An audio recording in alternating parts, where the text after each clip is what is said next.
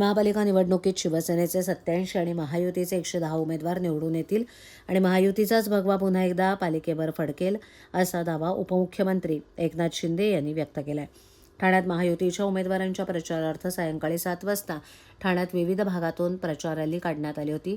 त्यावेळेला त्यांनी माध्यमांशी संवाद साधताना हा दावा केला. यावेळेला खासदार नरेश म्हस्के, माजी आमदार रवींद्र फाटक, आमदार संजय केळकर, निरंजन डावखरे, शहर अध्यक्ष संदीप लेले उपस्थित होते. लोकसभा विधानसभा निवडणुकीत ज्या पद्धतीनं विरोधकांचा सुपडा साफ झाला त्याच पद्धतीनं आता महापालिका निवडणुकीतही होईल असा दावा त्यांनी केला. ठाकरे बंधू एकत्र आले असले तरी त्याचा महायुतीवर परिणाम होणार नसल्याचं नमूद करण्यात आलं. ठाणे महापालिकेसह इतर पालिकांवरही पुन्हा एकदा भगवा फडकेल असा विश्वास त्यांनी व्यक्त केला. रॅलीत लाडक्या बहिणी अधिक प्रमाणात सहभागी झाल्यानं त्यांचंही यावेळेला शिंदे यांनी कौतुक केलं. ही रॅली राघोबा शंकर रोड, चेंदणी कोळीवाडा, भवानी चौक, टेंबी नाका, चंदनवाडी नाका, सिद्धेश्वर तलाव शाखा, ज्ञानेश्वर नगर, शंकर मंदिर चौक, लोकमान्य नगर डेपोजवळ, भीमनगर, त्यानंतर मानपाड आणि मनोरमा नगर अशा भागातून गेली. ज्या ज्या ठिकाणांहून ही रॅली गेली त्या ठिकाणी तेथील महायुतीचे उमेदवार सहभागी झाले होते.